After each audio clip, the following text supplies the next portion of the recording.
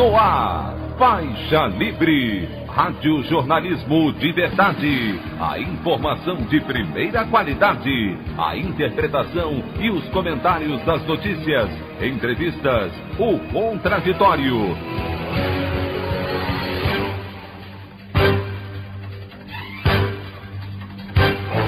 Tudo para aproximar você cada vez mais da realidade do Brasil e do mundo. Apresentação: Anderson Gomes. Comandantes do Exército, Marinha e Aeronáutica entregam seus postos e Ministério da Defesa anuncia mudança na cúpula das Forças Armadas em nova tentativa de intervenção política de Jair Bolsonaro entre os militares. O presidente da República tenta emplacar no Congresso o projeto que amplia seus poderes, mas parlamentares impedem tramitação alegando intenção de golpe. Golpe civil-militar completa 57 anos no momento em que o país tenta evitar nova aventura autoritária do bolsonarismo. Essas e outras notícias na edição desta quarta-feira, 31 de março do ano de 2021, do programa Faixa Livre.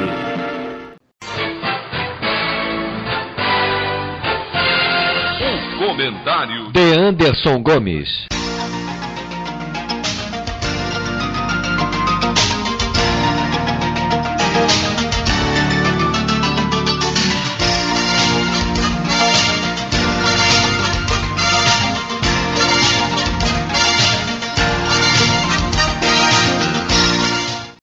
Bom dia, ouvintes.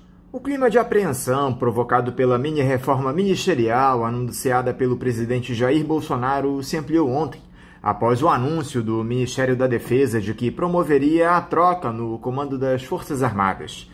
Os comandantes do Exército, Edson Puyol, da Marinha, Ilques Barbosa, e da Aeronáutica, Antônio Carlos Moretti Bermudes, que já haviam mostrado insatisfação com a saída de Fernando Azevedo e Silva do comando da pasta no governo, colocaram seus cargos à disposição por não concordarem com a tentativa de o governo federal politizar a atuação do alto comando.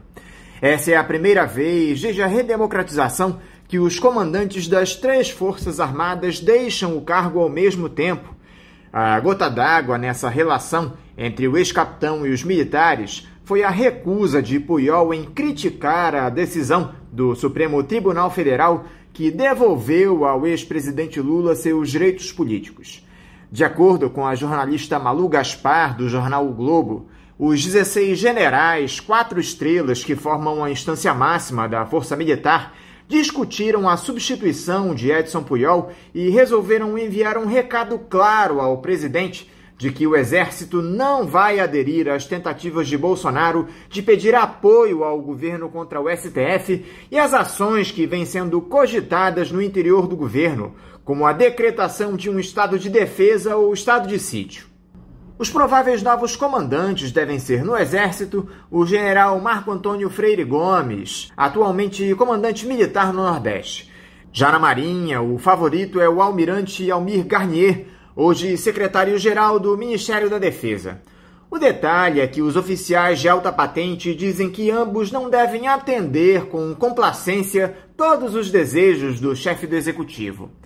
Bolsonaro, em seus sonhos mais sombrios, desejava hoje, dia do aniversário do golpe militar, anunciar medidas que ampliassem o seu poder, apoiadas pelas Forças Armadas, abrindo as portas para a aventura autoritária que ele planeja desde o início do seu mandato.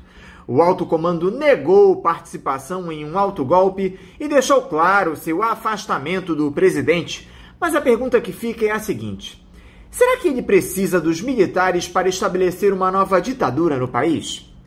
As milícias bolsonaristas estão sendo armadas pelo chefe do executivo. As forças policiais ensaiam rebeliões infladas por parlamentares que apoiam o governo.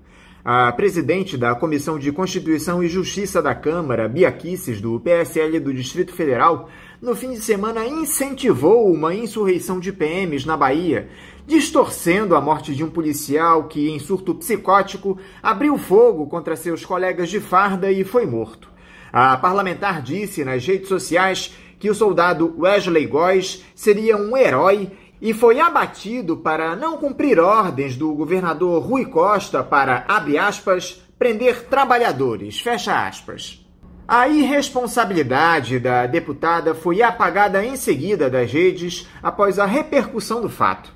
É esse tipo de discurso mentiroso e atentatório que encontra eco entre os apoiadores do presidente da República, que precisa ser combatido pelo nosso judiciário com medidas firmes antes que seja tarde demais.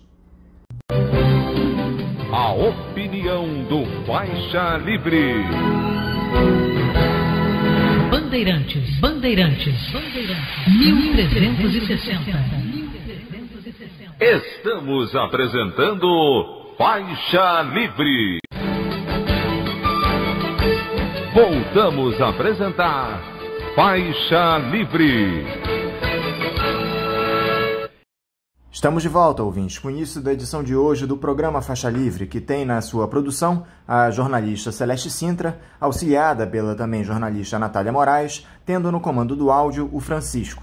Meu bom dia a todos. E meu bom dia também a você, que pode aqui participar nos enviando mensagens eletrônicas para o endereço ouvinte@programafaixalivre.com.br ou ainda registrando suas participações diretamente nas nossas redes sociais. No Facebook, nossa página é o Programa Faixa Livre. No Twitter e no Instagram, para deixar o seu recado, basta seguir os perfis @PGM Faixa Livre. Lembrando que as participações por telefone estão inviabilizadas, pois durante o período da pandemia do novo coronavírus, nosso programa está sendo gravado no dia anterior à sua veiculação. Pedimos desculpas aos nossos ouvintes que costumam interagir conosco desta forma, mas foi a maneira encontrada pela equipe do Faixa Livre para mantê-los informados sobre o que acontece no país e no mundo com essa nossa visão crítica e, ao mesmo tempo, preservando a saúde dos profissionais que levam o programa ao ar.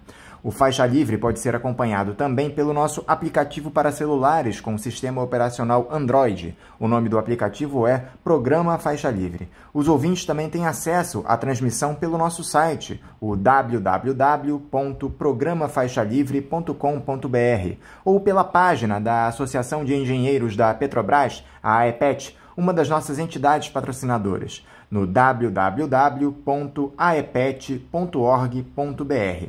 Para quem perdeu alguma das edições ou quer ouvir novamente o Faixa Livre, os áudios das entrevistas e editoriais estão disponíveis no nosso podcast, nos aplicativos Spotify, Deezer e Castbox.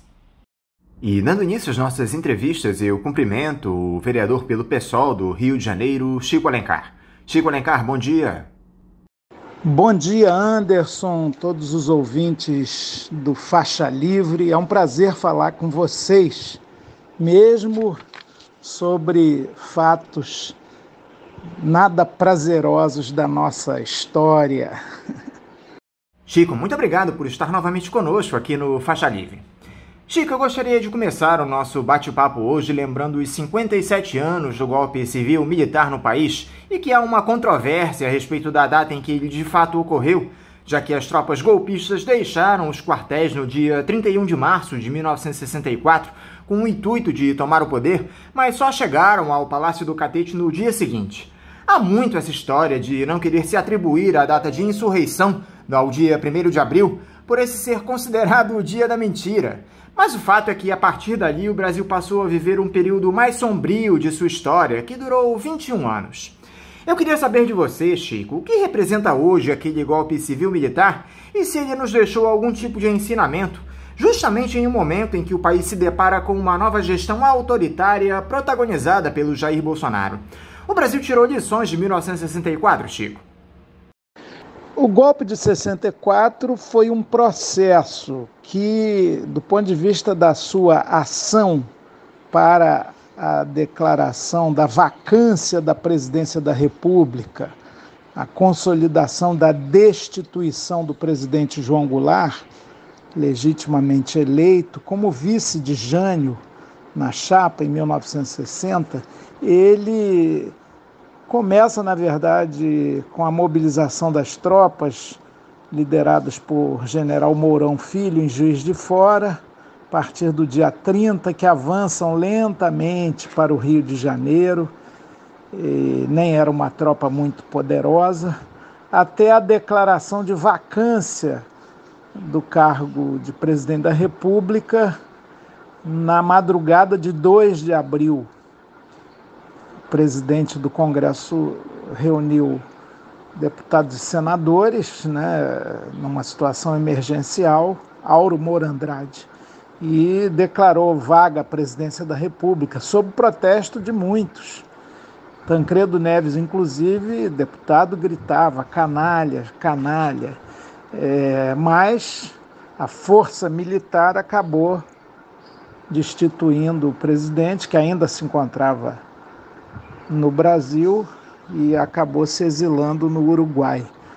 Qual é a grande lição desse período, que era para ser uma intervenção rápida, assegurando as eleições presidenciais previstas para o ano seguinte, 1965, e acabou durando 21 anos?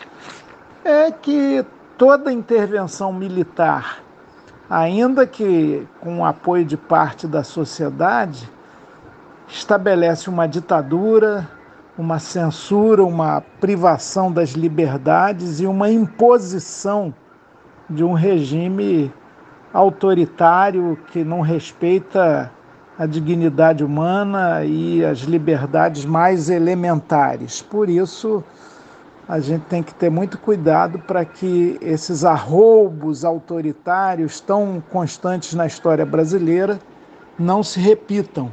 Ditadura, nunca mais, porque ela significa necessariamente repressão, tortura, fim da liberdade de organização e de expressão, aumento da injustiça e da desigualdade no país. Agora, Chico, diante de toda aquela comoção popular que havia em 1964 em favor do golpe, com o apoio da mídia dominante, o que poderia ter sido feito pelas forças democráticas de resistência para evitar que os militares tomassem o governo, meio que obrigando o João Goulart a se exilar no Uruguai?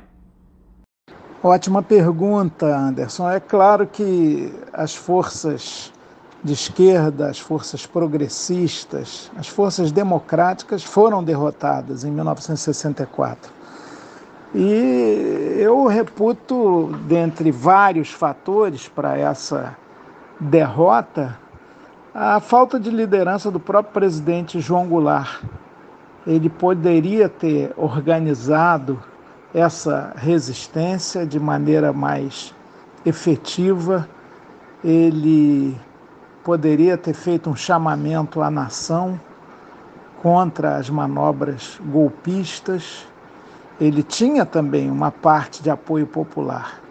Tanto que em pesquisas para as eleições presidenciais de 1965, onde haviam já vários pré-candidatos, como Carlos Lacerda, pela direita, que se tornou golpista nesse momento, Magalhães Pinto, Adhemar de Barros, governadores, respectivamente, de Minas Gerais e de São Paulo, o próprio Brizola, que era então deputado, tinha sido governador do Rio Grande do Sul, e o Jango, que aparecia bem cotado também nas pesquisas de intenção de votos. Juscelino Kubitschek, senador na época, ex-presidente. Enfim, havia um cenário de muitas opções. E Jango tinha alguma base popular para resistir ao golpe, mas preferiu, com certa celeridade, abdicar desse poder para evitar confrontos sangrentos. Ele era um político também de espírito de conciliação muito grande, mas é preciso atentar para o limite entre a conciliação e a humilhação.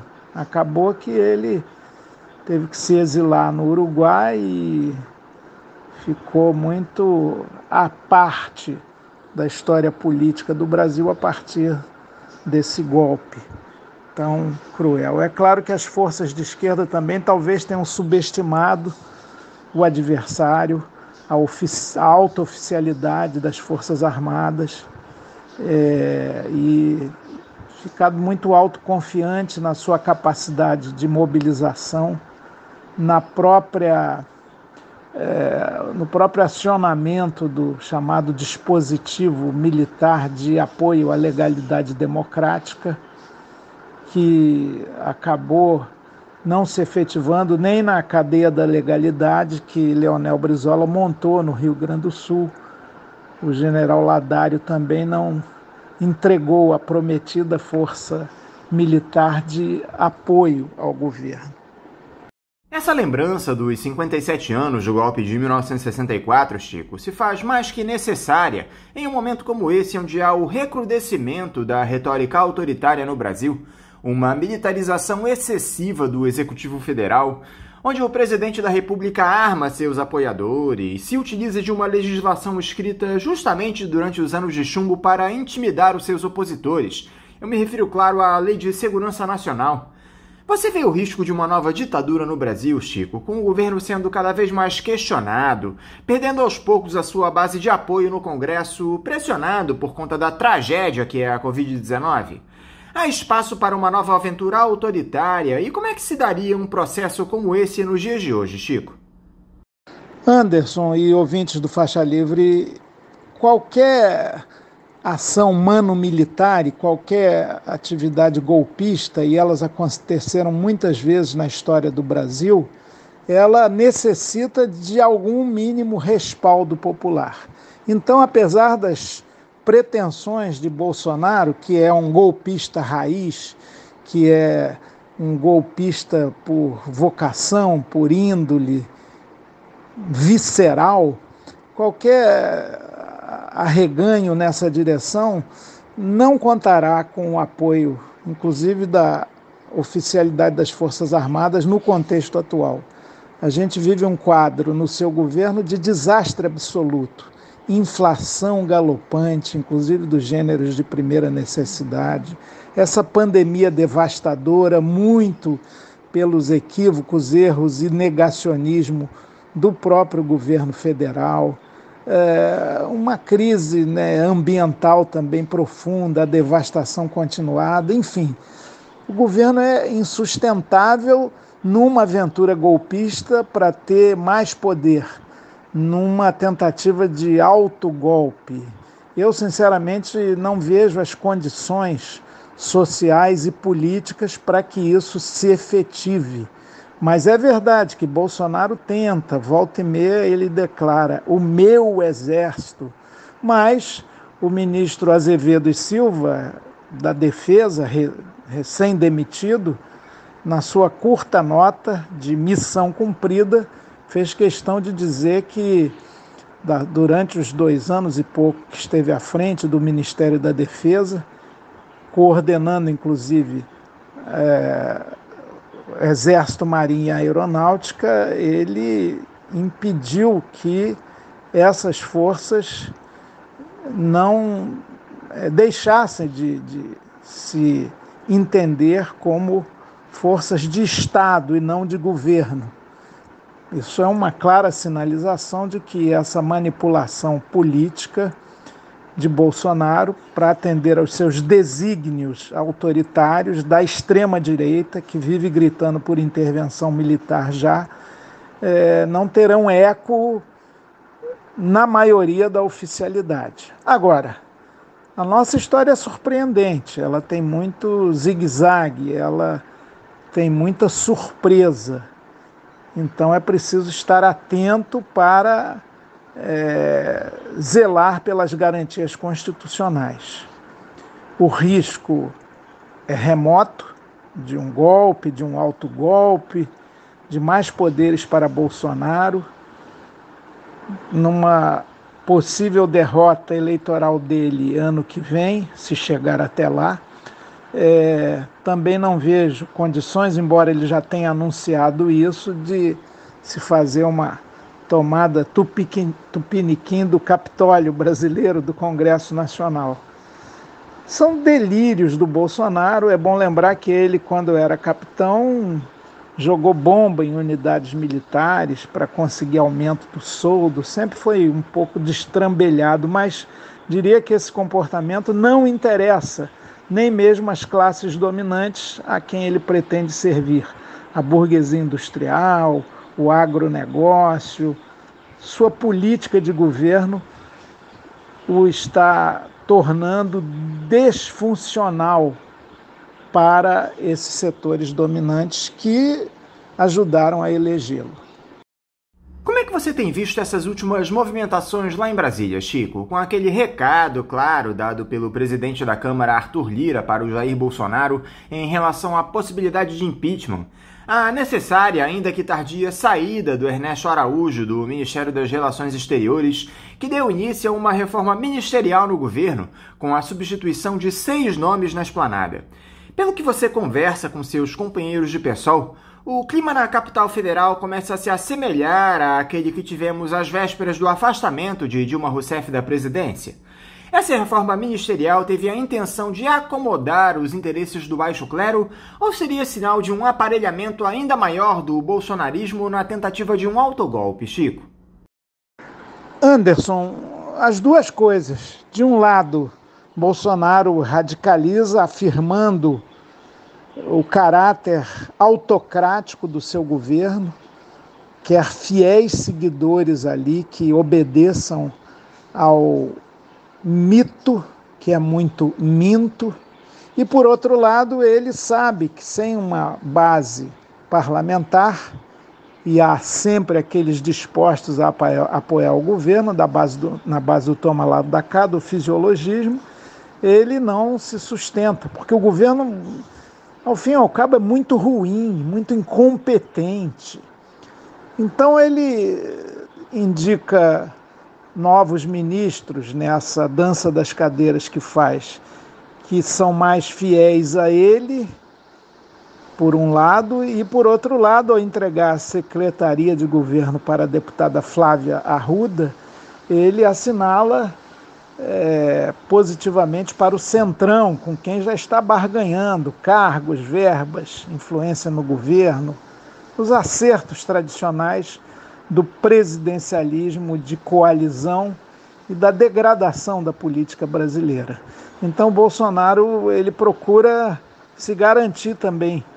Não há, assim como disse em relação a um golpe ou um autogolpe, sem apoio popular mínimo, não há também condições hoje, agora, para um impeachment. Aquela fala do Arthur Lira sobre medidas até amargas e fatais que o Congresso Nacional poderia tomar se o governo continuasse sem perceber os seus erros profundos, ela foi um recado, um aviso, ao qual Bolsonaro respondeu indicando para a articulação política do governo uma deputada alinhada com esse centrão fisiológico. Então ele deu uma acalmada nessa reclamação e com isso acredita que sua relação com o Congresso está resolvida. Lê do engano, porque o centrão é voraz. Se você dá a mão para cumprimentar, ele quer o braço inteiro. É da natureza desse tipo de organismo político no Brasil, que é muito forte, muito expressivo. Nós estamos falando de cerca de 200 deputados federais. Portanto, um cenário de impeachment agora não está delineado, mas é claro, a pandemia limita, inclusive, as manifestações de protesto, ela abafa e asfixia não só pessoas, tragicamente, mas também o grito parado no ar de revolta. Quando essa situação puder estar mais sob controle, superada, eu imagino um crescente movimento de massas contra Bolsonaro. E o cenário do impeachment, mesmo tardiamente, pode voltar. Embora, a partir do ano que vem, a solução da crise tenda a ser jogada toda nas eleições nacionais de outubro, se a pandemia permitir, de 2022. E essa troca no comando das Forças Armadas promovida pelo Jair Bolsonaro, Chico, aumenta a preocupação em relação à possibilidade de uma aventura golpista no Brasil?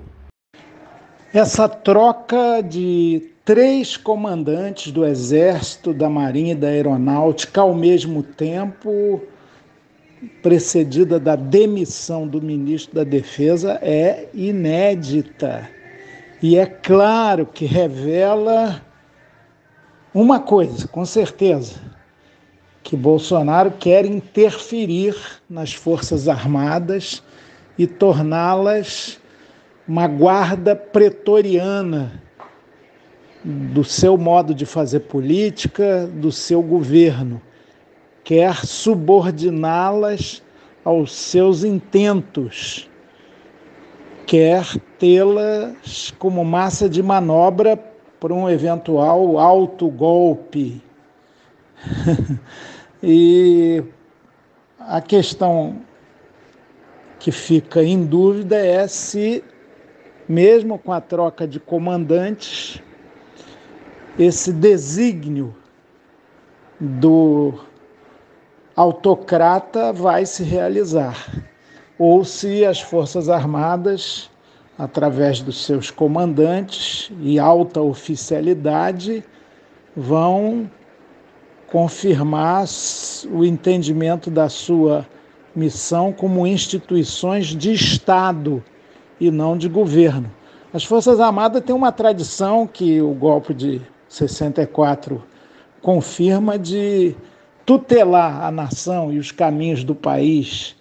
São um reduto daquilo que eles consideram o correto e até mesmo o legal, mas com um intervencionismo permanente, e muitas vezes a sociedade civil bate à porta dos quartéis para pedir essa tutela, esse amparo. Isso é muito ruim, mostra a debilidade da nossa democracia.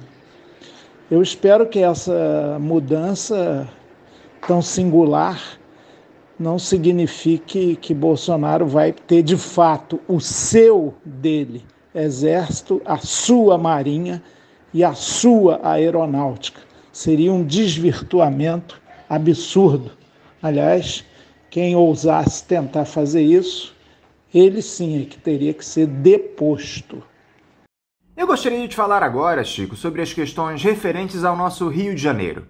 O prefeito Eduardo Paz e o governador em exercício Cláudio Castro têm trocado farpas nos últimos dias a respeito das medidas de restrição de circulação das pessoas para conter a pandemia. O governo do estado decretou esse recesso sanitário de 10 dias, algo que o prefeito criticou e chegou a chamar de castrofolia, já que as pessoas dificilmente cumpririam essa necessidade de afastamento social, algo que acabou se mostrando verdadeiro. No final de semana, muita gente foi às praias, ainda que em um número menor do que teríamos em dias de calor, como houve aqui na cidade. Algumas festas clandestinas com aglomerações foram fechadas. O próprio Cláudio Castro celebrou seu aniversário em uma festa, ao lado de muita gente, sem o uso de máscaras de proteção, um mau exemplo sem tamanho. Você acha que essa solução encontrada pelo governo de estabelecer esse superferiado, como ele mesmo nomeou, foi a melhor alternativa nesse momento que o Estado atravessa, Chico? E como é que você analisa esse péssimo exemplo dado pelo Cláudio Castro nessa festa que ele realizou? Anderson, eu afirmo a você que os 315 mil mortos do nosso país com a pandemia poderiam não ser tão numerosos assim, tantas vidas não necessariamente estariam perdidas, ceifadas, se o exemplo das autoridades públicas fosse diferente. No plano federal, a gente viu que o governo nacional da União nunca, jamais, em tempo algum, assumiu o papel indeclinável de coordenação das ações contra o coronavírus, ficou numa posição de desprezo ao próprio corona, gripezinha, às perdas humanas, e daí, a vacina mesmo, vou virar jacaré, e as mortes sucessivas, não sou coveiro, enfim, através de inúmeras manifestações, inclusive sem usar máscaras, provocando aglomerações, o presidente da República desenvolveu uma política genocida. E os efeitos estão aí, trágicos, dramáticos, cruéis.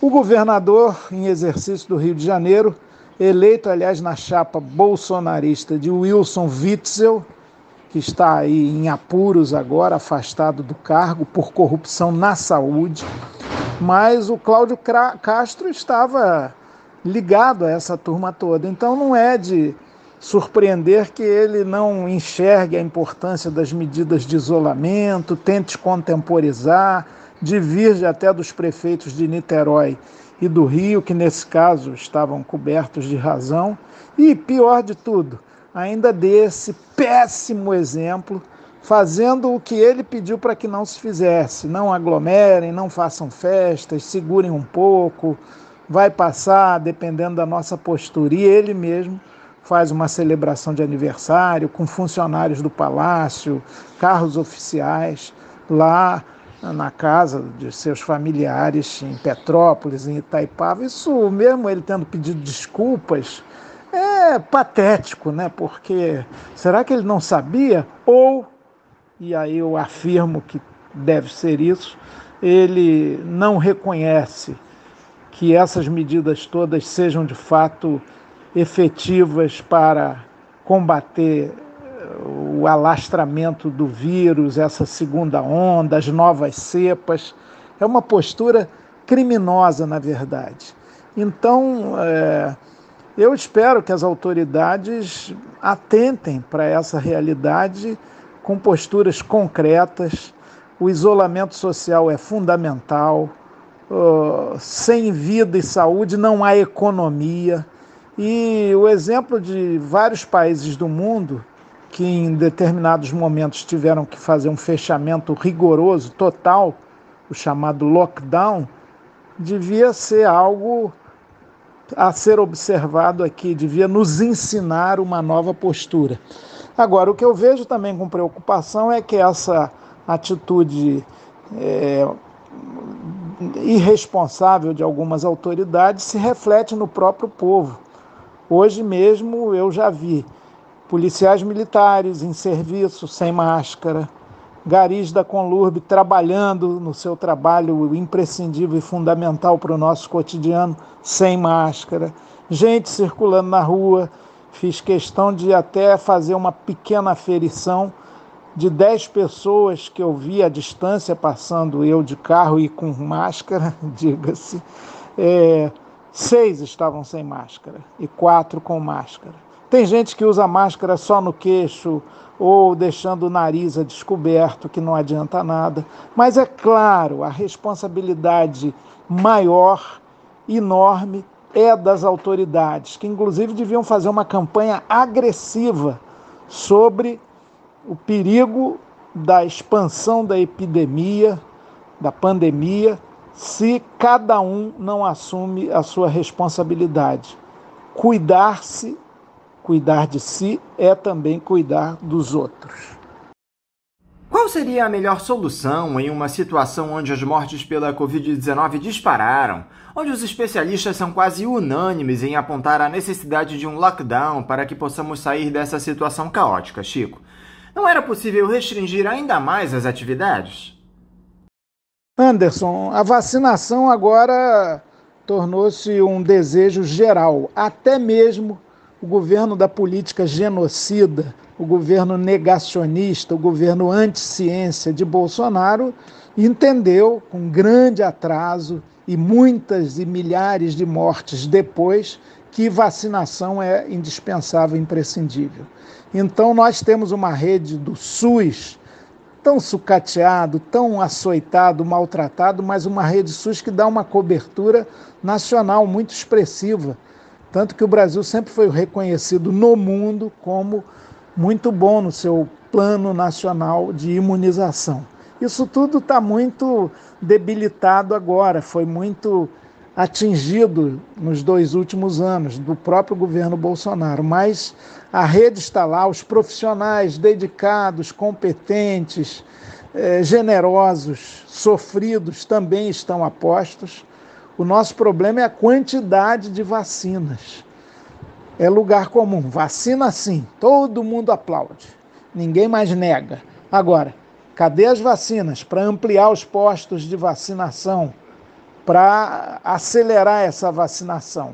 É muito ruim que quase 2 meses depois do início da campanha de vacinação contra a Covid, nós tenhamos apenas 8% da população vacinada com a primeira dose e 3% com a segunda dose, que é a que imuniza mais efetivamente, e mesmo assim só 15 ou 20 dias depois da aplicação dessa segunda dose. Então, a solução é essa: acelerar e massificar a vacinação e manter todos os cuidados da higienização, das máscaras, do isolamento social, inclusive da proibição de certas atividades não essenciais durante períodos maiores, mais longos. Aglomerar nesse momento significa, mesmo na necessidade do trabalho, na condução, nas escolas nem se fala, aglomerar nesse sentido significa dar asas, expandir o vírus. Quem vai a qualquer templo para orar, para pedir contra o coronavírus, está a se juntar com mais pessoas ali, naquela atitude orante, piedosa, está, na verdade, estimulando o contágio. Então, a gente precisa ter uma nova consciência e posturas municipais, estaduais e federal mais rígidas, mais afirmativas, mais disciplinadoras. Fora disso, nós vamos viver essa tragédia durante o ano que vem também e talvez até em anos sucessivos, e chegaremos a 500 mil, talvez 1 milhão de mortos, o que é evitável e, portanto, inaceitável. Agora, Chico, vocês da Câmara dos Vereadores entraram de cabeça nessa espécie de força-tarefa juntamente com a Prefeitura para tentar oferecer um mínimo de dignidade às pessoas que estão sendo prejudicadas pela pandemia, mais especificamente por esses 10 dias de recesso sanitário que nós temos no Estado, ainda que o governador, aliado de Jair Bolsonaro, queira chamá-lo de superferiado. Em uma iniciativa conjunta, a Prefeitura e a Câmara estabeleceram o Auxílio Carioca, que destina 100 milhões de reais à população da cidade que não tem como garantir o seu sustento nesse período, sendo que 70 milhões saindo dos cofres do município e outros 30 milhões doados pela Casa Legislativa. Esse programa atende a cerca de 900 mil pessoas no Rio. Eu gostaria que você falasse um pouco sobre essa iniciativa, Chico. Como é que surgiu a ideia? Como se deram os diálogos? Está no radar a prorrogação desse Auxílio Carioca? Anderson, o Auxílio Carioca é o nome que Eduardo Paes dá a uma lei que a Câmara aprovou, Crivella vetou e a Câmara, no ano passado, derrubou o veto. De iniciativa do PSOL, é a Renda Básica Carioca. O Auxílio Carioca, ele está inspirado nessa ideia e em valores menores e por tempo também muito menor. A gente defende o auxílio emergencial, que vai ser retomado no plano federal, mas com um mínimo de R$600, podendo chegar a um salário mínimo para pessoas e famílias que comprovem sua total vulnerabilidade, que estão na situação de passar fome, na indignidade de não ter condições decentes de moradia, de locomoção, de vida, enfim. O Auxílio Carioca, ele é positivo, mas insuficiente, como temos dito, não só pelo seu curto período de vigor, de implantação, de prática, de efetividade, como também pelos valores dali derivados. Mas, ainda assim, nós reconhecemos, e por isso apoiamos, que já é alguma coisa. Porque o auxílio que o governo federal vai retomar é muito insuficiente, é muito pequeno, e era possível fazer diferente. É curioso nesse processo para ver como os recursos existem. Rapidamente a Câmara Municipal disponibilizou do seu fundo especial, recursos que ela recebe e não gasta, 30 milhões. No dia seguinte, quando o governo propõe o auxílio emergencial para os pequenos empresários, para o pessoal que está com o comércio afetado, para as microempresas, logo mais 30 milhões da Câmara são colocados à disposição. Portanto, a gente sabe que há duas características do Estado, que é do Estado brasileiro na sua expressão municipal, prefeituras, e estadual, governos estaduais, que é o mau uso de recursos, o desperdício e a abundância para certos setores, como a própria Câmara Municipal, os tribunais de contas, os cargos em comissões, né, as gratificações, os encargos de gente que já ganha muito bem. Então a própria Câmara, né, ela precisava de um raio-x de transparência para se verificar dispêndios que, numa situação como essa, de tragédia humanitária que o Rio vive, o Brasil todo, pudessem ser retirados dali e servir a quem tem necessidade efetiva. Vocês lá na Câmara, Chico, têm dialogado com especialistas em saúde sobre o que está por vir nas próximas semanas em relação à pandemia aqui no Rio? O nosso querido vereador Paulo Pinheiro, que aliás foi vacinado contra a Covid-19 na última semana, fica aqui o meu abraço em nome de toda a equipe do Faixa Livre a ele, é o presidente da Comissão de Saúde da Câmara. O que ele tem conversado com você sobre a expectativa para as infecções pelo coronavírus em abril? E já há algum tipo de articulação para a abertura de novos leitos de UTI, visto que quase que a totalidade deles está ocupada aqui no município? Anderson, nós contamos com essa liderança maravilhosa, experiente, de alta sensibilidade social e consciência cidadã e política do Dr. Paulo Pinheiro, nosso companheiro do PSOL, presidente da Comissão de Saúde. Ele é o nosso guia nessas questões aí de enfrentamento à pandemia. É claro que o desmonte, inclusive, de hospitais de campanha, de todo o esquema que foi construído a duras penas e, claro, esperamos sempre que sem corrupção, no ano passado mostrou-se prematuro aquele desmonte e agora a gente está aí com gente morrendo na espera de um leito de UTI. Isso é uma tragédia absoluta, mas enquanto novos leitos não são construídos, nós defendemos inclusive a fila única, tanto para hospitais privados quanto para hospitais públicos. Paulo Pinheiro defendeu isso como projeto de lei ano passado, mas a maioria dos vereadores vinculados talvez ao negócio da saúde e à medicina privada recuou naquela época. Mas todas as medidas devem ser tomadas, envolvendo a iniciativa privada também. Algo imediato e factível é você reduzir a expansão do vírus, ou seja, tomar medidas para reduzir o número de pessoas contaminadas. Aí a pressão, a demanda sobre leitos de UTI também automaticamente cai. Vamos ver os resultados que só aparecem em 15 dias, assim como da própria vacina no corpo de cada pessoa, mas vamos ver os resultados desse período de recesso sanitário. Não é feriadão, coisa nenhuma, é recesso sanitário. E um semi-lockdown, no Rio um pouco mais, mas pelo estado, pelo interior, em outros municípios, foi muito fraco. Mas vamos ver os resultados. Daqui a 15 dias a gente espera com muito ardor, com muita emoção até que essa curva deixe de ser ascendente e a gente possa ter um pouquinho mais de tranquilidade para a população, esse espectro da doença e da morte não continue se expandindo, né? Que a gente tenha alguma Páscoa para o povo do Rio, do estado inteiro, do Brasil. Passagem da morte para a vida, travessia.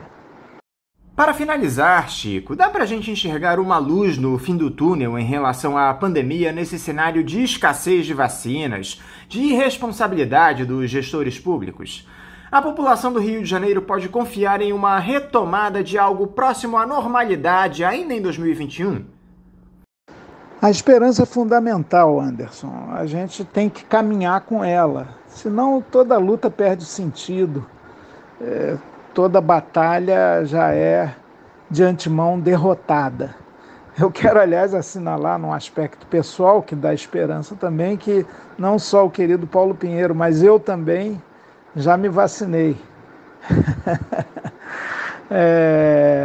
Antes de ontem, e foi bem rápido no posto de saúde de Santa Teresa, do meu bairro, muito bem dirigido pela doutora Cristina, com profissionais excelentes. O posto de saúde, o centro médico Hernani Agrícola é modelar, é exemplar, permanentemente atendendo a população naquilo que é dever do Estado e direito de todos, como prescreve a Constituição. E eu acho que a esperança está aí. O SUS resiste, o SUS existe, os profissionais de saúde, inclusive dentro de hospitais privados, deram um exemplo de dedicação, de entrega muito grande. Essa é a parte saudável do Brasil, não doentia, não psicopata, não destituída de empatia, não movida por egoísmo e por individualismo. A grande esperança que a gente tem em novos tempos, se possível ainda este ano, embora seja difícil, vem daí, daqueles que no mais longínquo rincão, esquecidos, anônimos, lutam cotidianamente por uma vida melhor, que fazem gestos de solidariedade. Aliás, as campanhas de solidariedade, de ajuda a quem precisa no Rio, têm crescido bastante. Tem uma plataforma que eu recomendo, chamada OTS, Onde Tem Solidariedade. Procure lá, porque lá você, nessa plataforma, ela conecta quem precisa com quem quer ajudar. Todas essas iniciativas, elas são muito alvissareiras e nos trazem esperança concreta contra os obscurantistas, os autocratas, os neofascistas, que teimam em fazer tudo demorar em ser tão ruim, mas eles não terão a última palavra. Eu tenho essa confiança e essa certeza militante. Chico Alencar, além de te agradecer por mais essa entrevista, eu quero exaltar aos nossos ouvintes a grande notícia que foi a sua vacinação na última segunda-feira contra a Covid-19. Eu te saúdo em nome de toda a equipe do Faixa Livre, Chico. Vida longa, meu amigo. Eu que agradeço, Anderson. Quero desejar a todos os ouvintes do Faixa Livre que nesse tempo tão duro, de silêncio, solidão, morte, dor, esses dias de Páscoa aí do final da Semana Santa sirvam para a gente refletir que há cruz sempre. Não há possibilidade de vida sem a morte presente, sem a dor. Não há alegria permanente, não há felicidade como condição única da existência humana. Mas que saibamos entender a infelicidade, a tristeza, a dor, a doença, a morte como obstáculos a serem superados, Eu acredito muito nessa passagem, como eu já mencionei, nessa ideia de Páscoa, que vale para crentes ou não, que é passagem da morte para a vida, da tristeza para a alegria, do sofrimento para a felicidade. É uma constante, é uma dialética, mas a gente não pode ser derrotado, ficar só na cruz sem ver a possibilidade da luz. Por isso eu desejo a todos os nossos ouvintes, a vocês que produzem bravamente o Faixa Livre, apesar de tudo, uma feliz Páscoa. A minha alegria de ter o direito à vacina realizado só será plena quando 70% da população brasileira estiver imunizada com as 2 doses. Esse sim, e só aí, será um golpe saudável no coronavírus em defesa da vida. Que todos conquistemos esse direito o quanto antes. Grande abraço! Conversamos aqui com o vereador pelo PSOL no Rio de Janeiro, Chico Alencar. E antes de irmos para o nosso primeiro intervalo, eu quero falar aqui a respeito de uma outra grande notícia. Além do Chico Alencar, a nossa querida produtora Celeste Sintra também foi imunizada com a primeira dose da vacina contra a Covid-19. Eu quero aqui também deixar o meu abraço à Celeste, em nome de todos nós do programa. Tenho certeza que também, em nome de vocês ouvintes, em breve a Celeste receberá a segunda dose da vacina AstraZeneca e estará completamente protegida contra essa pandemia que ainda afeta com força o nosso Rio de Janeiro. Celeste, eu quero realçar que nós aqui do programa estamos muito felizes com essa notícia, tá bom? Um grande abraço para você e vida longa também. Vamos agora ao nosso primeiro intervalo. Voltaremos já já. Voltamos a apresentar Faixa Livre.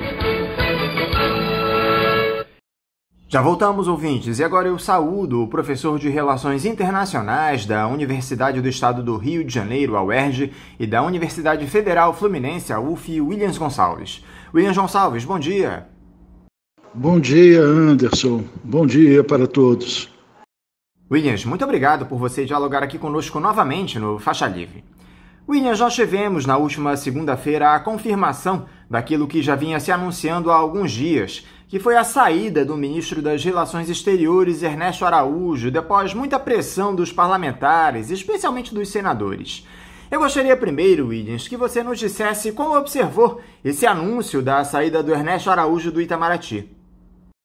Anderson, a permanência de Ernesto Araújo era inviável. A posição dele se tornou insustentável. A audiência que ele prestou ao Senado foi completamente desastrosa, não é? Os senadores foram muito incisivos e fizeram ver que a política externa dirigida por ele estava causando sérios problemas para o Brasil. Não apenas problemas já conhecidos, como os desentendimentos com o embaixador da China, a descortesia para com o novo governo dos Estados Unidos, mas, sobretudo, problemas com a vacinação, não é? O Itamaraty não conseguiu ser ágil o suficiente para se entender com os produtores de vacina. Evidentemente que a culpa não é só dele, ou poderíamos mesmo dizer que a culpa não é dele, não é? Porque ele é um bom executor, não é? O problema é aqui, do elaborador da política, mas seja como for, o fato é que ele estava à frente do Itamaraty e as suas justificativas, os seus argumentos, não é? São argumentos muito fracos, muito ruins, não é? Ele apela para uma racionalidade que ninguém consegue entender qual é, né? Ele se apresenta como com uma empáfia, né? Procurando dar a entender que ninguém o consegue entender, que ele está muito acima de todos os demais, está enxergando coisas que os outros não enxergam, né? E isso acabou se tornando intolerável, né? Isso acabou fazendo com que ele se tornasse uma figura verdadeiramente execrável, né? E para culminar ainda houve a carta dos diplomatas, uma carta anônima, mas uma carta expressiva pela quantidade de assinaturas, né? Cerca de 300 assinaturas. Portanto, né, não restava outra saída senão a sua demissão, né? Seja por vontade própria, seja por determinação do seu chefe, o presidente da República, né? Eles fizeram lá um acordo e o Ernesto Araújo, né, se retirou. Então, é isso, a posição dele era insustentável, ele não podia mais permanecer no cargo de ministro. O Ernesto Araújo ficará certamente como o pior chanceler da história do Brasil, Williams. Ele jogou pelo ralo toda a tradição da diplomacia brasileira, arrumou problema com todos os nossos principais parceiros comerciais, em especial a China, falou em globalismo, disse que a Covid-19 era uma conspiração comunista, não articulou a compra de vacinas pelo país no cenário internacional, enfim, uma tragédia absoluta. O nomeado para assumir o Itamaraty foi o diplomata Carlos Alberto França, que é bem visto pelos colegas e de perfil discreto, evitando conflitos e arroubos. Como é que você avalia o nome do Carlos Alberto França, Williams? Nós temos que distinguir duas coisas: a política externa e a diplomacia. A política externa é a política do governo. É a política elaborada pelo governo, que expressa os pontos de vista do governo a respeito do mundo e dos interesses do Brasil. Enquanto a diplomacia é a arte da negociação, é a arte da representação. Não é? E o problema do Ernesto Araújo é que a política externa brasileira do governo Bolsonaro é uma política incompreensível, porque é uma política que atenta a todo tempo, a todo momento, contra os interesses nacionais brasileiros. E o Ernesto Araújo se saiu muito mal na diplomacia, né? Na arte da negociação, na arte do entendimento, né? Ele foi fazendo coisas que um iniciante na diplomacia, lá um segundo, um primeiro secretário do Itamaraty jamais faria, né?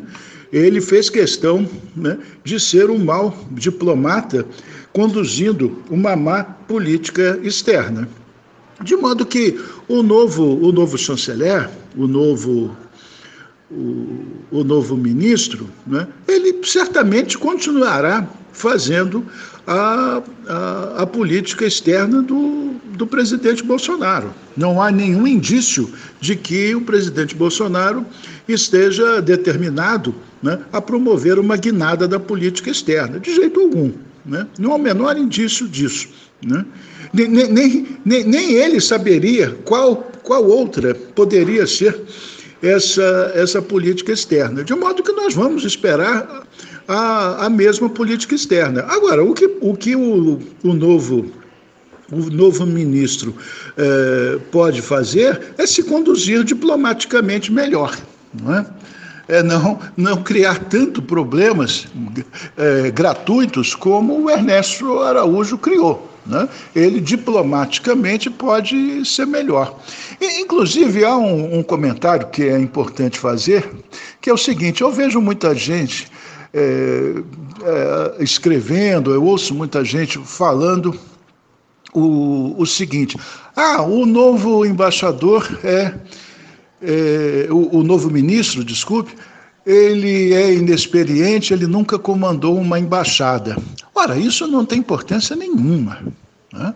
Isso não tem nenhuma importância, o fato de não ter comandado embaixada, porque o ministro das Relações Exteriores, o cargo de ministro, é um cargo político. É um cargo político, não é um cargo para diplomatas, né?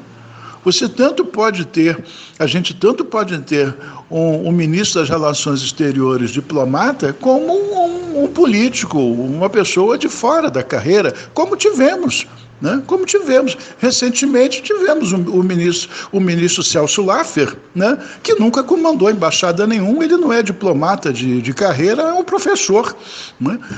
É um professor da Universidade de São Paulo. Portanto, o problema não é ele não ter comandado embaixada. Isso não significa rigorosamente nada. O problema é a política. O problema é o que se pretende, né, no relacionamento com os demais atores internacionais. Essa é a questão. E a política externa até aqui foi uma política externa desastrosa, foi uma política externa de terra arrasada. Uma política externa que esvaziou completamente o Mercosul, uma política externa que acabou com a Anasul, uma política externa que retirou praticamente o Brasil do BRICS, e isso, abra-se um parênteses aí, uma coisa desastrosa, porque os nossos parceiros do BRICS são países que estão na linha de frente da produção de vacinas contra o Covid-19. Nós poderíamos estar muito bem, poderíamos estar irmanados aliados, né, com Rússia, Índia e China. E, no entanto, o nosso presidente, o nosso chanceler, né, praticamente retiraram o Brasil do BRICS, né? Portanto, a política externa é desastrosa. Eu não sei o que o novo chanceler vai fazer, mas eu acredito que ele vai fazer aquilo que o presidente Bolsonaro e o seu filho, o deputado estadual Eduardo Bolsonaro, ditarão, né, o que ele deve fazer. E a reação no cenário internacional para essa troca no Itamaraty, Williams? Os jornais de todo o mundo deram destaque para a saída do Ernesto Araújo.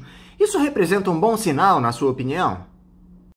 A respeito da reação internacional, né, nós voltamos, por assim dizer, à primeira questão, a diferença de política externa e diplomacia, não é? Naturalmente que os demais atores internacionais, os outros estados, os outros governantes, né, não vão recomendar ao presidente do Brasil que mude a sua política externa, né? Não vão entrar nesse mérito. Isso é um problema de soberania do país, não é? Agora, o que desejam é um chanceler, né, que haja diplomaticamente, o homem que respeite os códigos da diplomacia, né? O que, como já sabemos, o Ernesto Araújo não fez, não agiu com diplomacia, foi um mau diplomata, né? O Brasil cometeu erros primários de diplomacia. Portanto, claro que os demais governos, as demais chancelarias estão se ressentindo disso. A política externa do Brasil, volto a dizer, é um problema do Brasil. Agora, o relacionamento de acordo com os códigos universais da diplomacia, aí isso sim, né? Isso, de certo, todos estão, né, a essa altura, respirando aliviados com a defenestração do Ernesto. Vamos ver como o seu sucessor se comporta. Deve se comportar melhor. Acredito que sim. A grande questão que se coloca, Williams, é como reconstruir a imagem do Brasil no que diz respeito à diplomacia, depois de todo esse estrago provocado pelo Ernesto Araújo. Esse processo é algo que ainda deve demorar, na sua opinião? Anderson, a imagem do Brasil, ela só vai ser recuperada, né, com uma nova política externa. Porque, veja, além de toda a destruição a respeito do qual comentei, sobre Mercosul, Unasul, BRICS, né, o Brasil tomou posições incríveis nos foros internacionais. Né? A respeito, por exemplo, da quebra da patente das vacinas, o Brasil foi contra. O Brasil se comportou como fosse uma potência científica que houvesse desenvolvido a vacina contra o Covid-19 na frente de todos, e agora essa potência estava disposta a ganhar dinheiro com isso e não admitia que os outros fossem quebrar a sua patente para atender suas necessidades de saúde pública. Né? Nós estamos justamente na situação oposta. Então nós demos um voto na questão da patente, né, que é contra nós. Né? E isso é uma coisa que nunca se viu antes. Os indianos ficaram furiosos conosco, os indianos, nossos parceiros no BRICS, ficaram furiosos com o Brasil, e não é para menos, não é? No que diz respeito lá aos direitos humanos, os direitos da mulher, o mundo inteiro hoje reconhece a necessidade, né, de se garantir todos os direitos reivindicados pelas mulheres, e o Brasil foi para a ONU se posicionar contrariamente, aliando-se, né, aos países os mais atrasados, né, os mais reacionários, como a Arábia Saudita, Emirados Árabes, que não reconhecem os direitos da mulher, né? Essa senhora, essa Damares, foi representar o Brasil, uma coisa vergonhosa, uma coisa vexatória, não é? De modo que é necessário entender o seguinte: no plano das relações Estado-Estado, governo-governo, essas coisas são facilmente superáveis, né? Um novo governo, um novo chanceler, uma nova política externa e pronto. Aí está os Estados Unidos para mostrar isso, né? Até há pouco tempo estavam lá com o Trump e mudaram para o Joe Biden.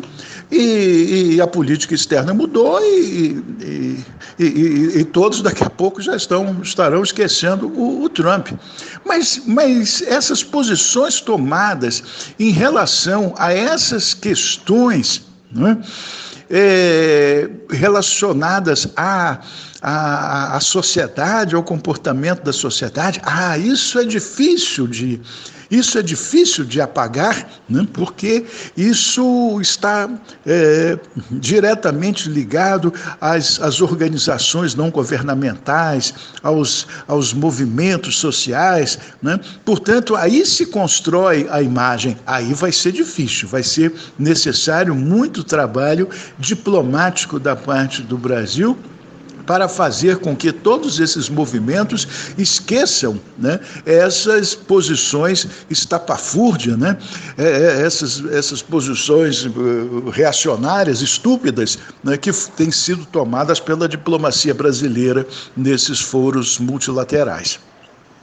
Um episódio que muito surpreendeu, Williams, depois daquele sinal feito pelo assessor da presidência Felipe Martins no Senado, que remeteu a um símbolo supremacista branco, foi uma frase dita pelo próprio Ernesto Araújo na mesma sessão, repetindo uma expressão em latim utilizada por fascistas na Itália. Essa expressão seria Senatus Populus qui Romanus, ou SPQR, usada pela ditadura fascista de Benito Mussolini para expressar a ideia central do regime, a elite e a plebe unidas. Em um país sério, Williams, tanto o agora ex-ministro como o assessor do Bolsonaro sairiam presos do Senado após esses atos criminosos. Qual é a sua avaliação para esse tipo de postura e a reação tímida, para não dizer inexistente, do judiciário? Anderson, essa questão diz respeito à nossa democracia, né? É muito comum nossas autoridades, né, diante dos descalabros, né, que vamos assistindo dia a dia, afirmarem com certa naturalidade que as instituições estão funcionando. Mas, na verdade, não estão. Porque se as instituições estivessem, de fato, funcionando, nada disso teria acontecido. Né? Nada disso teria acontecido. O senhor Jair Bolsonaro não teria feito a carreira que ele fez, né? Que foi uma carreira de agressões, que foi uma carreira de ofensas, foi uma carreira de vilipêndios à Constituição, à sociedade brasileira. Portanto, as instituições não estão funcionando. Agora, com relação a esse episódio do Senado, né, nós temos que ver o seguinte: o Jair Bolsonaro, ele formou o governo e levou uns moleques para trabalhar com ele. Uma gente sem nenhum lastro, né, sem nenhuma especialização, sem nenhuma estatura cultural, né? E esses gestos, né, eles têm uma conotação fascista, sim. Mas eu não vejo o governo como um governo fascista, porque se tomamos o fascismo histórico como referência, né, nós vamos verificar que os fascistas, né, eles tinham um projeto. Eles tinham um projeto nacionalista, né? E o governo Bolsonaro não tem projeto nenhum, não é nacionalista em coisa nenhuma. É um governo que está destruindo a Petrobras, né? Um governo que está destruindo o estado de bem-estar social do Brasil, um governo que complementou, né, a destruição das relações trabalhistas. Portanto, é um governo que só deixa em paz os financistas. Apenas os financistas, né, é que trabalham em paz. O restante foi tudo destruído. E pelo que nós estamos vendo agora, até os financistas já não estão aguentando mais e escreveram uma carta que o governo é insuportável. Portanto, é um governo que pratica gestos fascistas, mas nem sequer fascista porque para ser fascista seria necessário ter um programa, seria necessário ter um projeto, né? E ele não tem nada. Ele não tem projeto, ele não tem nada. O que tem são esses moleques que ficam pendurados no computador, fazendo graxinha o tempo todo e mobilizando uma legião de pessoas completamente transtornadas que batem continência para a caixa de cloroquina no meio da rua. Na última sexta, Williams, o Mercosul completou 30 anos de sua fundação, um bloco que deveria representar os interesses de seus integrantes, que são Brasil, Uruguai, Paraguai e Argentina, com a Venezuela suspensa, mas que vem passando por uma série de mudanças nos últimos tempos, infelizmente para pior. Parece que há um enfraquecimento do grupo com a chegada de líderes de extrema-direita à presidência dos seus países, como Jair Bolsonaro e o uruguaio Lacalle Pou. Como você analisa esses 30 anos de Mercosul e as expectativas para os próximos, Williams? De fato, um dos alvos do governo Bolsonaro foi o Mercosul, né? Bolsonaro e Paulo Guedes, não vamos esquecer do senhor Paulo Guedes, né? Tudo fizeram para esvaziar o Mercosul. Porque o que significa o Mercosul? O Mercosul significa cooperação, o Mercosul significa, né, ação conjunta, ação coordenada entre os países que o compõem. E com qual finalidade? Com qual objetivo? A promoção do desenvolvimento. É isso que o Mercosul visa. Né? Criar condições favoráveis para que cada país membro eleve o seu padrão de desenvolvimento. E o senhor Paulo Guedes não está preocupado com isso. Desenvolvimento é uma palavra, é um conceito que não está no dicionário dele. Ele sequer menciona isso. Ele ignora e faz questão de ignorar isso. Né? E o Mercosul tem sido muito importante. O Mercosul foi uma coisa extraordinária que os países que o compõem, Brasil, Uruguai, Argentina e Paraguai, né, o fizeram. Né? Foi uma coisa extraordinária. E não vou afirmar isso baseando-me, né, nas relações comerciais. As relações comerciais são muito importantes, mas elas são volúveis, né?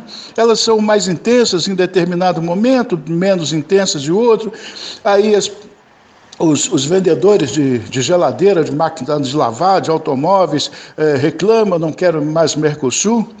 Eu vejo um outro Mercosul. Eu vejo o Mercosul que promoveu a paz no Cone Sul. O Mercosul que acabou com a rivalidade infantil que existia entre os Estados-membros. Né? O Mercosul que, bem ou mal, trabalhou muito favoravelmente, né, pela democracia em cada país. E o Mercosul, que aumentou a densidade de poder de cada um dos membros nas negociações com os outros países, com terceiros países. Né? De modo que, do ponto de vista político, do ponto de vista estratégico, o Mercosul foi muito bem. Além disso, aproximou os povos. né? Acabou com aquela animosidade que antes existia, né? Há muitos fóruns do Mercosul funcionando. No âmbito acadêmico, por exemplo, há uma intensa comunicação entre os acadêmicos, as universidades dos países do Mercosul. Portanto, o Mercosul é um sucesso. Talvez não seja um sucesso, né, para aqueles que só veem cifras pela frente, né, mas, num olhar mais amplo, podemos considerar que o Mercosul é um sucesso. Valeu a pena. Você ainda vê possibilidade de retorno de um protagonismo de fato do Mercosul para defender os interesses da região depois de todos esses últimos conflitos internos no bloco que temos observado, Williams? Anderson, é claro que o Mercosul vai se recuperar, né? Jair Bolsonaro e seus filhos vão passar, né? E o Mercosul vai se recuperar, né? O Mercosul, como acabei de dizer, ele é extremamente importante, e no estágio do capitalismo em que vivemos, né, a cooperação, a junção dos mercados, né, é muito importante.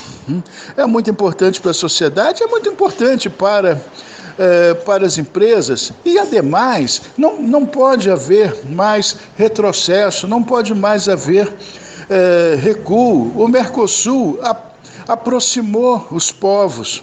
O Mercosul aproximou brasileiros de argentinos, de uruguaios, de paraguaios, e isso não tem volta, né?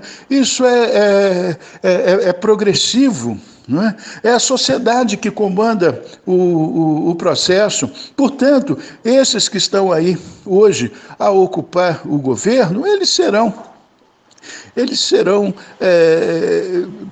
ultrapassados, né? O seu mandato vai se esgotar, ou qualquer outra coisa vai acontecer, e teremos governos no futuro que, com toda certeza, né, saberão identificar os verdadeiros interesses nacionais, né, e recomporão o Mercosul, que continuará com o seu ideal de congraçamento, de manutenção da paz, de manutenção da democracia na região, que são os valores básicos, creio eu, do Mercosul. E essa ampliação das tensões em Mianmar após o golpe militar que foi engendrado no país, Williams? No último sábado, as forças de segurança do regime que assumiu o controle por lá mataram mais de 100 manifestantes no dia mais violento desde que o golpe se estabeleceu no início de fevereiro. Entre as vítimas havia até crianças. É uma tragédia sem tamanho. Como é que você observa todo esse cenário e os desdobramentos dessa situação, Williams? A comunidade internacional não pode tomar uma atitude para restabelecer a democracia em Mianmar e, por fim, a esse banho de sangue promovido pelos militares? Anderson, essa é uma questão muito delicada. Evidentemente que causa horror, né, essa situação pela qual Mianmar passa, né? Isso causa indignação, isso causa sofrimento. Mas o que fazer diante disso é uma coisa muito complicada, porque o ideal seria, né, que o povo local chegasse a um ponto comum, que se entendesse, né, que as lideranças políticas, né, tomassem a frente. Porque, na verdade, no mundo que nós vivemos do século XXI, não se admite mais ditaduras militares repressivas, como aquelas que existiram em meados do século XX. A Guerra Fria acabou, o mundo hoje vive disputa, vive concorrência, e isso nunca vai terminar, né? Mas já não se receita mais, já não se recomenda mais, né, a formação de governos dessa maneira. Não há apoio internacional possível para um governo como esse, né? Não acredito em intervenção armada, porque a intervenção armada ela só pode piorar. Haja vista a situação de países como Líbia, como Síria, né, como Iraque. Né? A intervenção armada, a pretexto de restaurar a democracia, acaba piorando as coisas. Eu acho que a melhor ação que os demais países, sobretudo as grandes potências que têm condições de fazer pressões, tanto políticas como nas Nações Unidas, ou tanto econômicas, né, que essas grandes potências chamem esses golpistas, esses militares, a responsabilidade e faça-os ver, né, que um governo como esse não poderá ser aceito na comunidade internacional dos Estados e que o melhor caminho, né, é o apaziguamento, o melhor caminho é o entendimento político, o melhor caminho é refazer o pacto social do país. Tivemos também a notícia, Williams, que aquele supernavio encalhado no canal de Suez voltou a flutuar após 6 dias, em uma operação gigante na região para tentar minimizar os prejuízos provocados pelo incidente. Vale lembrar que o canal de Suez, localizado no Egito, é a principal rota comercial entre Europa e Ásia. Ainda que tenha ocorrido o desencalhe, Williams, quais os prejuízos que esse fato pode trazer no comércio internacional? Anderson, ao que tudo indica, o canal já está sendo liberado e o navio que enrolhou ali o canal já foi removido, não é? O prejuízo, evidentemente, é imenso, porque, como todos sabemos, né, o canal cumpre uma função muito importante de encurtar um longo caminho, né? Hoje, em virtude da obsessão, né, com a redução dos custos, né, não interessa a ninguém, não pode interessar a ninguém reproduzir a viagem do Vasco da Gama, né, descendo o Atlântico e lá no Cabo da Boa Esperança para subir o Índico, né?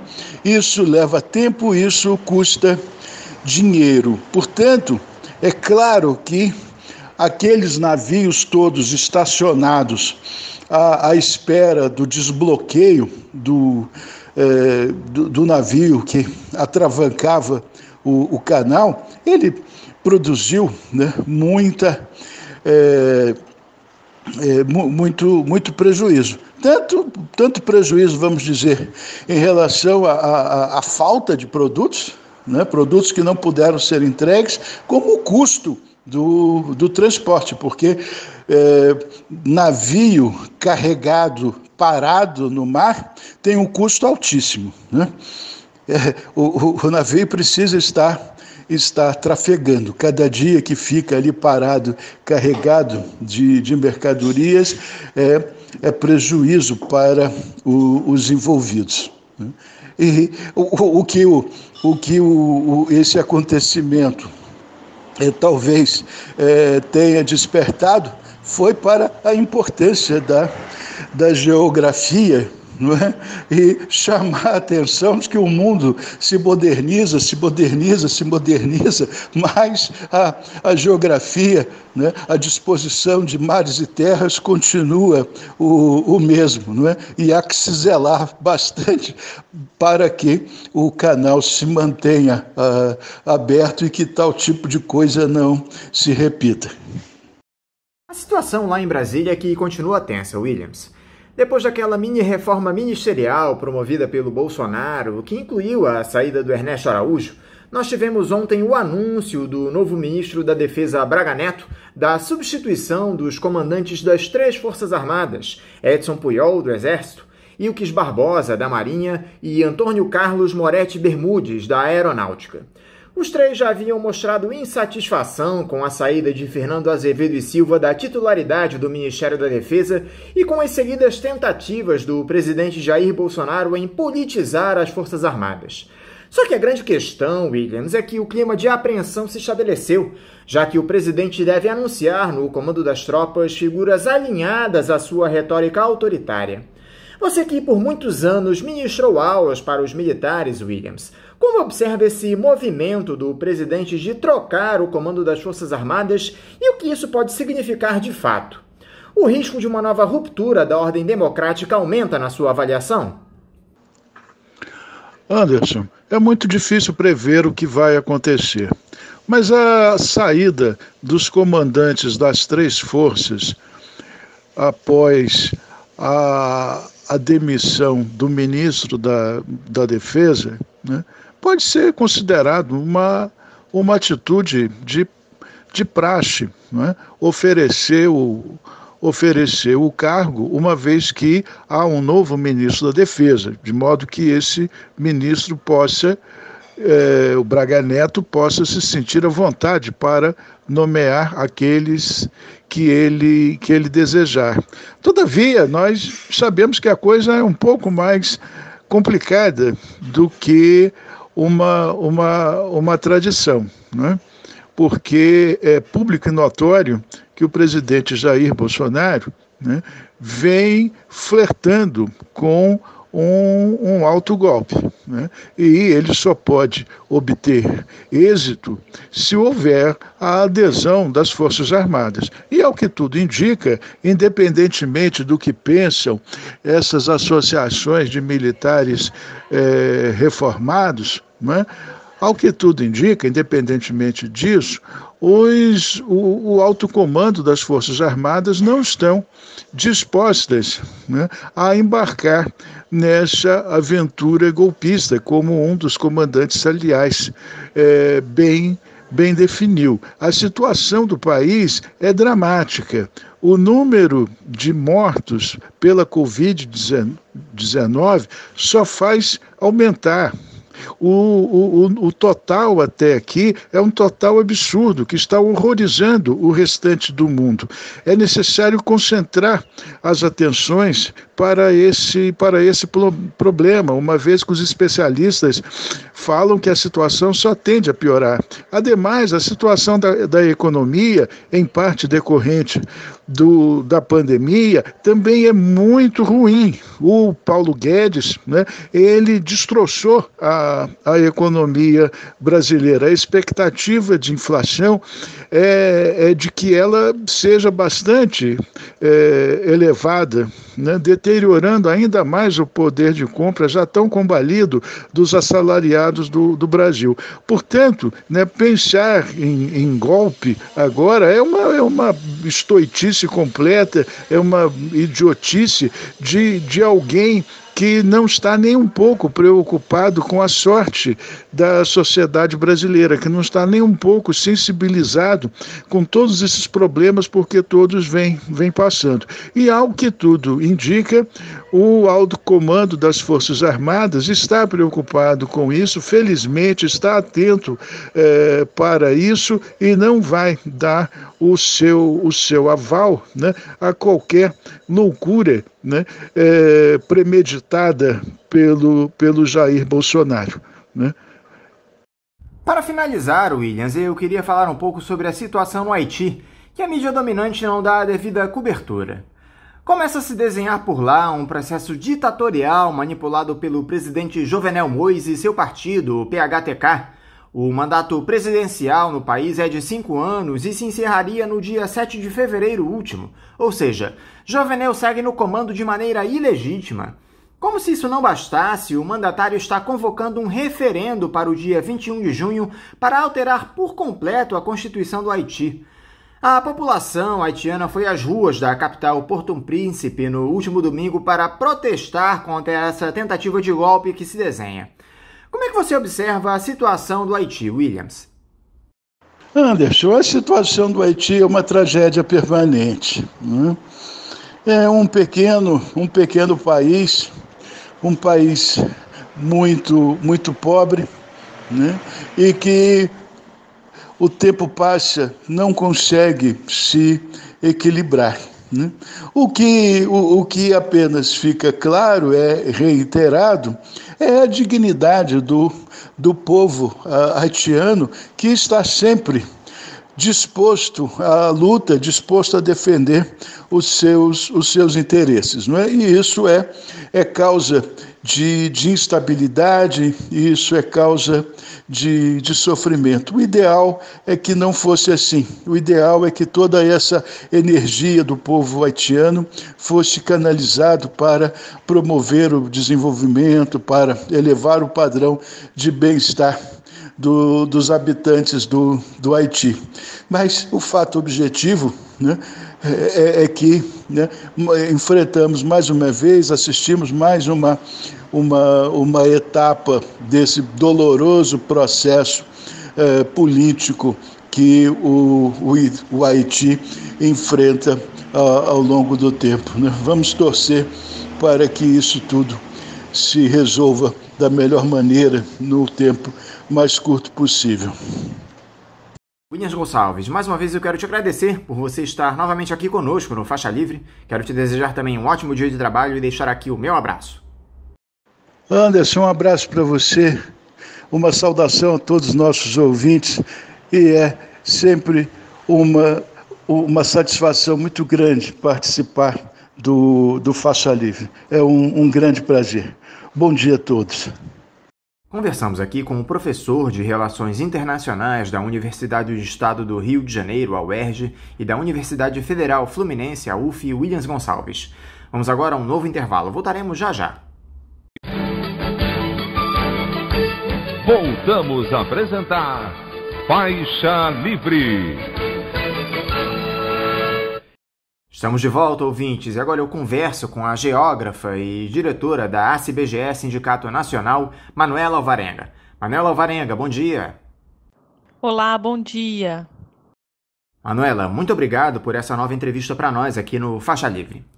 Manuela, parece que os ataques da gestão de Jair Bolsonaro ao IBGE não se encerraram após aquela polêmica relativa ao censo demográfico colocada ainda em 2019, com redução de recursos para a pesquisa e, consequentemente, do questionário aplicado. O Congresso aprovou na semana passada o orçamento da União para esse ano, com um atraso enorme, e surpreendeu com um novo corte de verbas destinadas ao censo. Dos já insuficientes 2 bilhões de reais previstos, os parlamentares aprovaram a destinação de apenas 71 milhões para a realização da pesquisa decenal, que fornece informações de fundamental importância, especialmente para a adoção de políticas públicas no nosso país. Primeiro, Manuela, como é que você observa esse corte absurdo para o censo desse ano?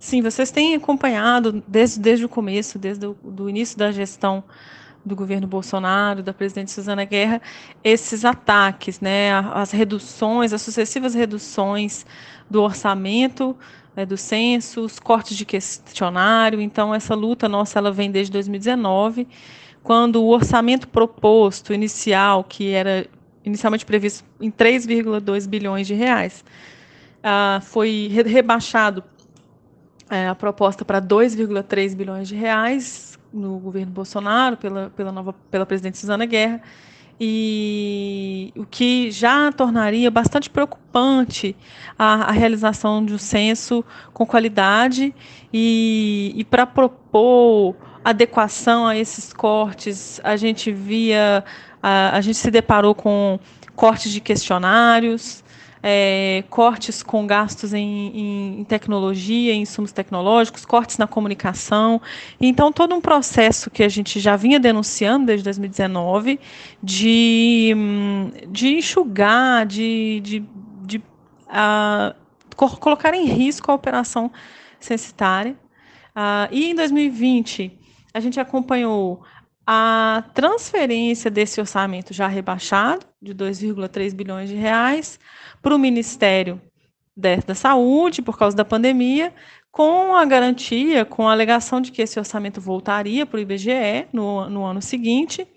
E, de fato, essa requisição para o ano seguinte, para 2021, já chegou com um pedido mais rebaixado ainda, de 2 bilhões, e até me lembro que falei aqui com vocês dessa vez, já em dezembro de 2020, que já era mais um corte, quer dizer, a gente via esses sucessivos cortes prejudicando imensamente a operação, e dessa vez, de fato, a redução do orçamento para 70 milhões inviabiliza completamente a realização da operação, mas é importante lembrar que, ao virar o ano de 2021, os próprios trabalhadores do corpo técnico, os trabalhadores, os agentes que estariam envolvidos na rede de coleta, os coordenadores de área do censo, trouxeram uma manifestação de preocupação com a realização do censo em 2021 por causa da pandemia. Quer dizer, a pandemia ela não melhorou, ela não trouxe melhoria nos índices, pelo contrário, a gente está vivendo uma situação extremamente grave, sanitária, e para a operação se suceder bem em 2021, ela teria que já começar a colocar pessoas em campo, a instalar postos de coleta por todo o país. E isso começou a trazer preocupação da parte dos nossos trabalhadores, e nós, o sindicato, abraçamos essa demanda e começamos a pedir, no começo do ano, o adiamento do censo para 2022. A questão é que essa demanda nossa, do adiamento do censo para 2022, ela foi descolada da decisão que passou pelo orçamento, pela votação do orçamento. Quer dizer, a gente viu que foi votado um orçamento inviabilizando o censo em 2021, mas não foi feito com a preocupação da pandemia. Ele foi feito por um arranjo interno, né, dos deputados e da distribuição interna, orgânica, ali, de verbas nas negociatas do governo, e não teve a preocupação com a pandemia. Então, eles não trouxeram, como da outra vez, como em 2020, não trouxeram a garantia de que esse corte de orçamento representaria um adiamento, uma garantia de que o orçamento fosse recomposto em 2022. Isso nos preocupa imensamente. Nós somos a favor do adiamento do censo para 2022, com o orçamento completo, com o orçamento proposto original, que será o orçamento necessário para fazer um censo de qualidade em 2022. Explica aqui para os nossos ouvintes, por favor, Manuela, os riscos que se colocam com esse iminente apagão estatístico no país com a não realização do censo. Bom, o censo é a pesquisa mais importante do IBGE, e ele é a única pesquisa que vai em todos os domicílios do Brasil. Então, é uma pesquisa central para qualquer planejamento na sociedade brasileira. Então, na verdade, porque o censo não é uma mera contagem, e a nossa luta é sempre para afirmar isso, não é simplesmente ir em todas as casas da população e dizer quantos são. O censo ele tem um questionário bastante complexo, bastante extenso, e também por isso também nos revoltamos bastante com a proposta da ex-presidente Susana Guerra de cortar, né, questões desse questionário, porque, na verdade, o retrato que o censo traz, ele é inigualável. Ele consegue não só trazer informações sobre a distribuição, como informações socioeconômicas a nível de município, a níveis locais, em pontos onde outras pesquisas não conseguem chegar. Então, ele é extremamente importante, ele é importante para os municípios, ele é importante para os planejadores, para a academia, para os estudos, para o jornalismo. Então, a sociedade sabe, e por isso a reação também à questão do corte, ela foi tão intensa. A sociedade, ela entende a importância do censo, e o seu atraso, né, de 2020 para 2021, e agora a possibilidade para 2022, ela traz preocupação, mas a gente reitera que é importante, mesmo sabendo que existem questões relacionadas à série histórica, ao atraso desse dado com relação a 2010, mas a gente considera importante, então, garantir que esse censo seja realizado em 2022, que ele possa, inclusive, com toda a sua verba, com a verba prevista, com toda a atenção necessária para realizar esse censo, que ele possa, inclusive, retratar o pós-pandemia. Quer dizer, quando a situação começar a melhorar, e aí a gente reitera muito a prioridade à vida, não só dos nossos trabalhadores, como da sociedade, daqueles que serão entrevistados, daqueles que receberão o IBGE em suas casas, quando isso voltar a ser possível, seria interessante e rico que a gente possa debater que em 2022 o censo possa retratar toda também a realidade do que mudou no Brasil, do ponto de vista demográfico, do ponto de vista socioeconômico, com a pandemia. Então, será um censo... a gente tem que lutar para que ocorra em 2022 um censo que será um dos mais importantes da história brasileira, por retratar esse momento histórico. E com relação a isso ainda, é importante a gente lembrar que é preocupante, como eu falei anteriormente, que como esse orçamento, a preocupação no corte dele não teve a ver com a pandemia, não foi colocada nenhuma garantia que esse orçamento será colocado em 2022.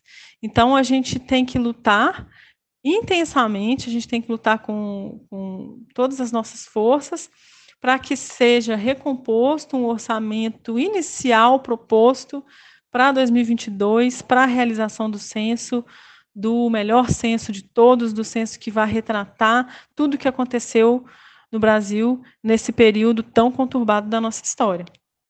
À esteira desse corte de recursos para o censo, Manuela, a presidente do IBGE, Suzana Guerra, pediu demissão do cargo, alegando motivos pessoais. Mas é evidente que o orçamento pífio para a pesquisa foi o culpado pela saída. O pedido de demissão dela, que era uma figura alinhada ao projeto bolsonarista, surpreendeu vocês do sindicato, Manuela? Bom, não surpreendeu porque a gente julgou que ela acabou ficando sem espaço político. Ela chegou no IBGE com essa bandeira de realizar o censo de qualquer jeito, aceitando o rebaixamento da verba, propondo corte de questionário, propondo adaptações precipitadas e arriscadas, que foi justamente quando o sindicato questionou, quando os trabalhadores questionaram e saíram em defesa do censo, de um censo de qualidade, mas a gente via que ela estava muito convicta na realização desse censo em 2020, em 2021, e inclusive o que nos surpreendeu foi pela primeira vez, em 2021, ela sai, 15 dias antes da votação do orçamento, ela sai em defesa, participa de uma audiência pública, defendendo a recomposição da verba de 2 bilhões, já rebaixada, mas fez essa defesa que ela nunca tinha feito antes, foi na mídia, então ela realmente insistiu, ela tentou garantir essa operação em 2021 com essa verba de 2 bilhões e não conseguiu. Então, mesmo ela julgando questões pessoais, a gente entende que ficou sem espaço ali para ela. Agora, é importante a gente observar que essa trajetória toda para a gente perceber que uma presidente que entra da base governista por indicação política, por indicação do Paulo Guedes, proximidade com a família do Paulo Guedes, as pessoas às vezes alegam que isso vai garantir um bom trânsito no governo, e a gente está vendo que não. Quer dizer, não é isso. Uma pessoa, uma indicação de governo, ela não faz bem para o órgão. O que faz bem para o órgão é um presidente eleito, um presidente da casa, do corpo técnico da casa, que conhece bem o órgão, que conhece as necessidades das pesquisas. Então, é isso que faz bem para o órgão. A gente vê essa trajetória da Suzana Guerra como aquela que tentou fazer o censo de qualquer jeito, com pouco conhecimento do funcionamento da casa, com intervenções preocupantes, e que depois, mesmo alegando ter esse trânsito no governo, não conseguiu negociar e perdeu espaço. Então, é uma forma da gente se alertar, da gente pensar que é necessário ter um presidente eleito, um corpo técnico fortalecido, porque quem faz o órgão são os seus trabalhadores, que estão lá no cotidiano, lidando com as pesquisas, lidando com o dia a dia do trabalho. A pergunta que fica é a seguinte, Manuela. Será que a agora ex-presidente não sabia dessa intenção do governo de inviabilizar a realização do censo com esse corte? Bom, como eu coloquei anteriormente, a gente estranhou, sim, esse movimento de pedir, de ir em audiência pública, de começar a colocar na mídia a importância da verba, pedir essa recomposição da verba para 2021, 15 dias antes da votação do orçamento. Foi estranho, ficou parecendo sim, um indício de que ela tinha notícia de que esse orçamento seria rebaixado. Não sei se ela imaginaria que completamente rebaixado, de forma a inviabilizar a operação, mas ela já vinha se mobilizando e isso, como eu já falei, não é muito o padrão dela. Então, realmente... Mas, na verdade, o que a gente entende é que foi, como eu já falei anteriormente também, foi mais uma questão de perda de espaço e uma prova de que a pessoa ser próxima do governo não significa que ela vá garantir o que é melhor para o órgão, né? Não seria melhor, Manuela, com o novo recrudescimento da pandemia no país, que provoca uma série de temores aos profissionais que vão aplicar os questionários em campo, o cancelamento do censo para o ano que vem? Essa é uma possibilidade que se debate lá dentro do IBGE? Sim, e nesse sentido é importante a gente diferenciar, então. Essa é a nossa reivindicação, na verdade. Já tinham, se vocês também procurarem no nosso site, no site da CBGE, a gente agregou vários documentos, tá, da base dos trabalhadores do IBGE que já vinham se manifestando desde fevereiro, preocupados com o recrudescimento da pandemia, com as pioras, as crises sanitárias em vários estados. Então, isso preocupou imensamente os trabalhadores. Como eu já coloquei anteriormente, eles já teriam que começar a ir a campo, já estavam saindo portarias de flexibilização do teletrabalho para as pessoas começarem a ir a campo para fazer treinamentos, para fazer coletas experimentais, para instalar postos de coleta. Então, tudo isso estava trazendo imensa preocupação para os nossos trabalhadores e nós, concordando com eles, nós também começamos a trazer essa pauta de adiamento do censo para 2022, porque até lá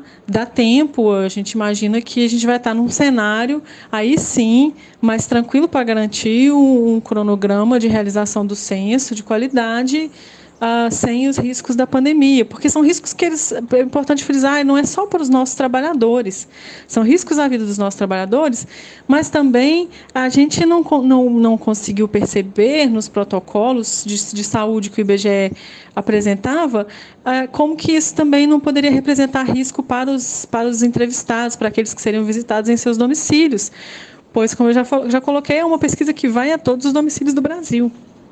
Então, certamente, estava preocupante. A mesma razão que fez o censo ser adiado em função da pandemia em 2020, ela persiste em 2021.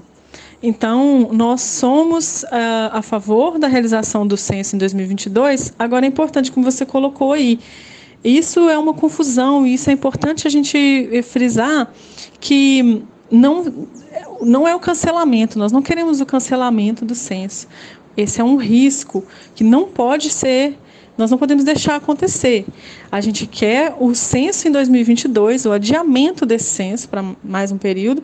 A gente quer que ele seja realizado com a verba integral exigida inicialmente.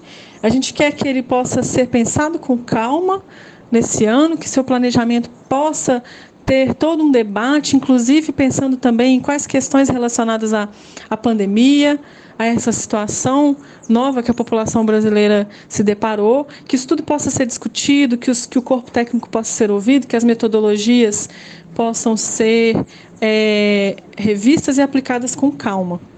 Então, a gente quer um censo de qualidade em 2022 e a gente já tem que começar a lutar agora para a garantia não só do orçamento, como de todo o processo de trabalho. Então, sim, é essa a nossa reivindicação pelo adiamento do censo para 2022.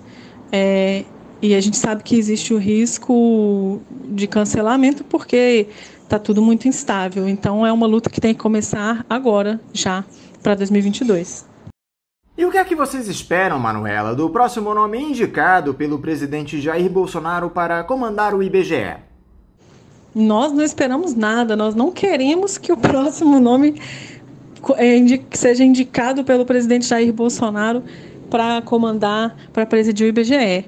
Nós queremos a nossa reivindicação de sindicato histórica, já é uma pauta constante em todos os nossos congressos, é uma pauta histórica do sindicato, é pela eleição dos presidentes do IBGE, pelo corpo técnico, pelos trabalhadores da casa, que seja alguém de dentro do IBGE e que seja eleito pelos trabalhadores do IBGE. Essa é sempre a nossa reivindicação. A gente sabe que essa é a melhor forma do órgão funcionar, que ele tem que ser gerido por alguém que conhece, ele tem que ser eleito, ele tem que ter um bom trânsito e um bom diálogo com os trabalhadores, e ele tem que ter credibilidade. Ele ou ela tem que ter credibilidade perante a sociedade enquanto técnico, enquanto conhecedor dos processos de trabalho do IBGE, que é um órgão extremamente complexo, com um processo de trabalho, inclusive, bastante diferentes. Então, não basta, inclusive, ele ser da casa, ele tem que ser da casa e ele tem que ter esse diálogo, ele tem que ter essa possibilidade de conhecer e de trocar com todos os trabalhadores e coordenadores e diretores do IBGE. É isso que garante, é isso que faz o órgão ser o melhor que ele pode ser. Então, a gente não espera nada. Se vier alguma indicação política, de cima para baixo, se vier algum tipo de adequação do Bolsonaro a quaisquer novos rearranjos de governo que ele esteja fazendo, a gente tem certeza que não vai ser positivo. A gente vê com bastante preocupação. Manuela Alvarenga, mais uma vez, muito obrigado por você conversar aqui conosco no programa. Eu quero te desejar um ótimo dia de trabalho e deixar aqui o meu abraço. Que isso, eu que agradeço. Agradeço sempre o espaço, o apoio. Um abraço e bom dia a todos vocês. Conversamos aqui com a geógrafa e diretora da ACBGE Sindicato Nacional, Manuela Alvarenga. E vamos encerrando a edição de hoje do Faixa Livre, convidando todos vocês para amanhã, a partir das 8 da manhã, estarem novamente aqui na Rádio Bandeirantes 1360 AM para mais uma edição do programa. Um abraço a todos vocês e até amanhã!